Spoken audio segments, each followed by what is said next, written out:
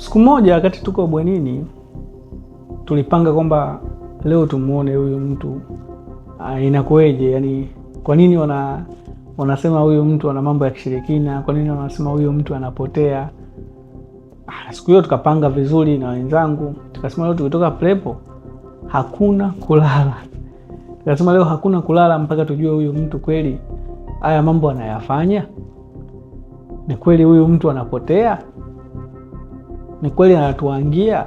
Kwa hiyo tulijazana huo ujinga, tukasema lazima atufanye hicho kitu, tuone huyo mtu ana hayo hiyo miujiza hiyo ipo kweli. Tunajua tena ukishakuwa huko shule mnavyoshauriana ndivyo mnavyopelekana. Sawa, tukakaa pale, tulitoka prepo saa 6. Tulitoka prepo saa 6 pale, tukaenda kama tumelala tumejifunika mashuka yetu ya blue. Sio mashuka tena ya bwenini. Shuka ya blue tumejifunika. Uzuri sisi marafiki vitanda vyetu vyote viko vimefuatana. Kwa hiyo tuko tunakonyezana tu. Oya. Mwangalie huyo. Oya, yupo. Yule jamaa kitanda chake kilikuwa karibu na mlango wa kutokea nje. Yaani kama unataka kwenda toilet, unataka kufanyaje, lazima upite pale kwenye. Yaani yeye ndo wa kwanza.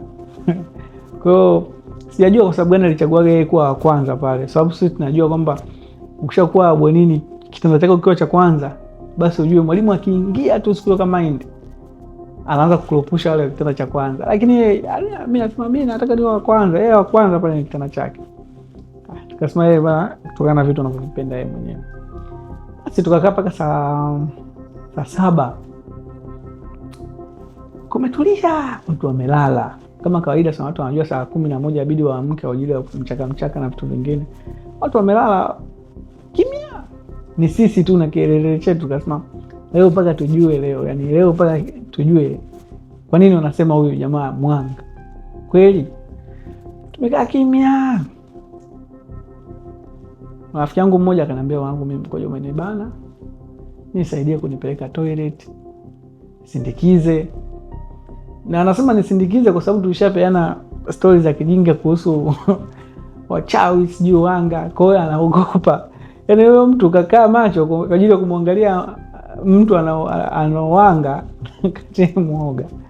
Nikamwambia fresh wenzetu, bwana tunafika mlangoni kwenye kitanda chake hamna mtu.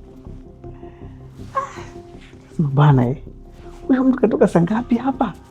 Mbona sisi tuko macho na mlango hujafunguliwa, ni sisi tu wa kwanza. Yaani sisi sababu saa 8 usiku hivi. Inaelekea saa 8 usiku hivi. Yaani mtu hayupo kwenye kitanda chake. Tukasema hapana. Huyo mtu hapa atakuwa yuko chooni. Kuangalia mlango ule na mtu akiwa yuko ndani anaweza kaufunga. Ule mlango umejifunga kwa ndani. Ina maana huyo mtu hakurudi. Tukasema hapana, lakini tulimwacha kalala. Kwa asilimia kadhaa hivi mimi mwenyewe uoga kwa nikuta. Nikasema huyu mtu kweli kapotea huyu. Haiwezekani mtu kalala hapa kitandani alafu ghafla kitanda kimetandikwa tu vizuri mtu hayupo. Nikasema bwana au hakuepo, ulimwona labda. Unajua ukishakuwa bwenini ni watu ni wengi. Kwa hiyo kuna muda unaweza kusema au alilala fulani, sisi tukasema ni fulani. Tukachukua yeye pale, kasema labda leo labda hakuepo, labda alilala mtu mwingine kwenye kitanda chake, leo kalala kwenye kitanda au bweni la pili. Maana mabweni yako 4. Ndio labda kaenda bweni la pili, labda amesoma na marafiki yake kule kalala. Tukasema tuende toilet. Tumeenda toilet vizuri, tunamsindikiza. Tumerudi kalala anakoloma. Tumemkuta kalala na anakoloma. I say. Huyo mtu nilimheshimu, nilimnyonyesha mkono, nikasema hapana, mimi sio chizi na akili zangu, huyo mtu wako hayupo. Na kitanda kilikuwa kimetandikwa vizuri. Yaani mtu akiwa hajalala kitanda chake unakiona kabisa huyu mtu hajalala muda mrefu. Lakini mtu tumemkuta kajifunika anakoloma kwenye kitanda ambacho tumetoka hata dakika 3 hazijapita. Kwamba kimetandikwa hakuna mtu. Tukasema fresh. Hapo tunaogopa. Siku hiyo tulilala. Siku hiyo kweli mimi sikulala. sijui kwanza nilikueje, nilijikuta tu nipo kwenye mchaka, ila sikumbuki kama nililala. Siku hiyo nilifika nikawa namwangalia kila saa anapochukua chakula, anapocheka na watu. Sasa huyu kweli anafanya hivi vitu kweli huyu? Unajua kuna ile mtu unamwangalia mtu alafu unasema hivi huyu mwanga kweli huyu? Lakini mbona sina ushahidi, siona alipopotea. Ndio pale sasa inakuja kwamba mtu akiwa mwanga au anakaa na matabia fulani hivi ambazo unashindwa kumhadisia mtu, huyu mtu yuko hivi. Huna ushahidi. Huyu mtu alipotea saa ngapi?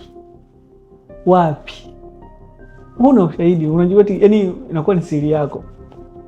Ndio maana tunakuta watu wengi wana matukio fulani hivi yamewatokea mengi, lakini yapo moyoni mwao, wanashindwa kuyafikisha kwa watu wengine kwa sababu mtu anajiuliza hivi anakufikishaje story ambayo yani anashindwa yani kukuambia wewe utamwamini.